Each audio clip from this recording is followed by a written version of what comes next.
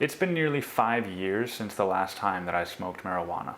I'm not here to tell you that you should quit. I'm not here to tell you how to quit. I'm not here to really tell you what or how to do it. I'm just here to share what I've done that's worked for me, because I have found that a lot of the material and a lot of the support out there for marijuana addiction specifically is just very misguided and, quite frankly, not very helpful at all. So in order to understand what my life looks like today, we have to go back to before I quit marijuana and really understand what my life looked like when I was still addicted. Before I quit marijuana, I had a really hard time taking responsibility for my life. The thing that helped me not take responsibility the most was marijuana. A great example of this is my work and my career. So I worked in the restaurant industry for several years, and toward the end of my time working in restaurants, I started to grow really unhappy with those kinds of jobs. But instead of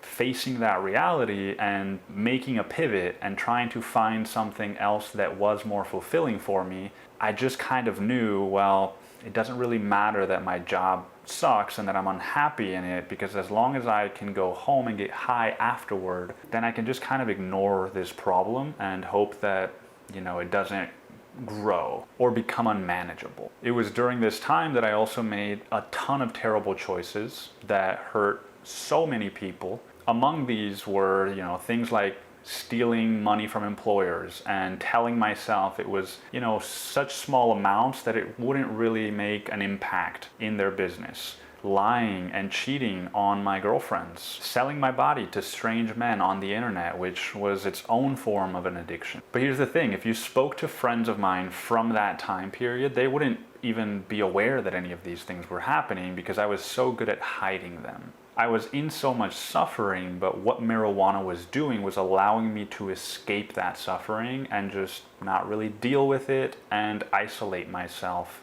from the people that could support me. So if you spoke to those friends, they would probably have mostly positive things to say about me, but that's not the point. The point is that I didn't have a sense of integrity or a moral compass. My actions weren't aligned with the things I told myself that mattered to me. It's not that I didn't know that what I was doing was wrong, but it's that I was still doing it despite the fact that I knew it was wrong. So now that you have more of an idea of what my life was like before I stopped, let's move into what my life is like now that I have stopped. At its core, the reason that I stopped is because I was tired of suffering, and I was more afraid of continuing to go down that path than I was of whatever the hell awaited me on the other side of my marijuana addiction. Meaning that I was more afraid of where my life would end up if I kept smoking than I was of what would happen if I stopped. And to be honest, I think without that suffering, I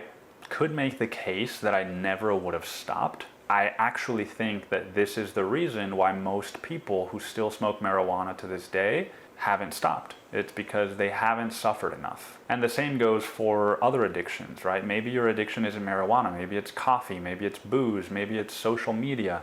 Whatever your addiction is, if it hasn't created enough chaos in your life, you might feel like you don't really have a strong reason why you should stop. But here's the catch.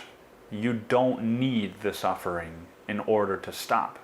You can stop at any moment as soon as you choose that you want to stop, but you also don't have to stop.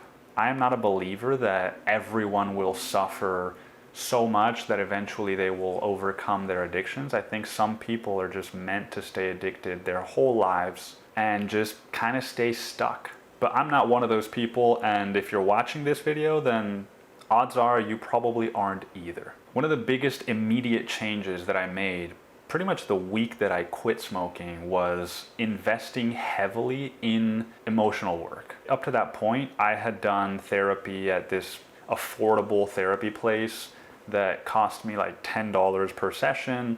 The therapists were terrible, and it really didn't help me that much. So when I quit marijuana and I decided I'm finally ready to do the emotional work, I found, one of the most expensive ways that I could invest in that work, which was ketamine therapy. And I invested $3,000 of my money into doing ketamine treatments, which at the time was like most of my money. And the reason that this is an important shift is because prior to quitting marijuana, I wasn't really prioritizing getting better and investing almost all of my money. You know, to some people that might sound irresponsible or whatever, but at the time, to me, it really felt like if I'm not willing to take a leap and trust that doing this work will help me move forward in a positive way, then maybe I'm not ready to get better. But here's the second catch, and I don't know if this is true for everyone, but I know that it was true for me. Both quitting marijuana and pairing it with psychedelic therapy, it didn't immediately make things better. It actually made things way worse in the short term. Why? Because all the stuff that I had been avoiding started to surface and I couldn't run from it anymore. For about a week or two, I actually started to think about, would it be better if my life just ended? And the funny thing is that ketamine treatment is sold as this 2 to 3 week buffer for people that are having suicidal ideation. And I wasn't having suicidal ideation until I started doing the ketamine treatments. But once I did the treatments and I was a month or two out from smoking marijuana, I started to turn a corner.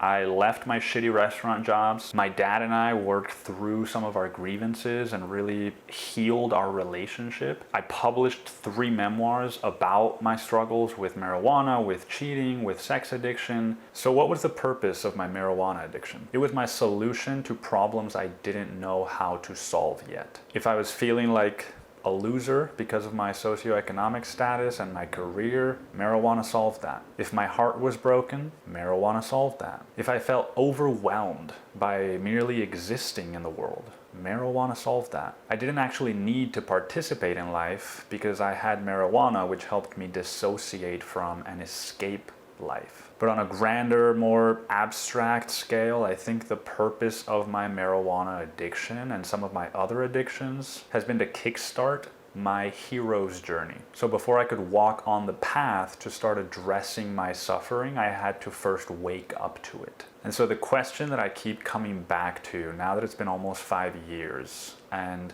my answer to this question has changed, I think, every single year, is how did I quit? And more specifically, how did I quit so easily, right? I know people that have been smoking for years, or they quit smoking but they start taking edibles, you know, or they quit smoking and they start vaping, or, you know, they just replace one thing with another. And that's actually how I quit, except that instead of replacing one addiction with another, I had to replace my addiction with a healthy habit. So there's this quote in a book called The Monk Who Sold His Ferrari that says, you cannot remove a negative habit, you can only replace it with a positive one. The reason that I failed to quit many times is because I wasn't actually trying to improve my life. I was just trying to quit marijuana. I didn't want to become a more reliable partner, employee, friend. I just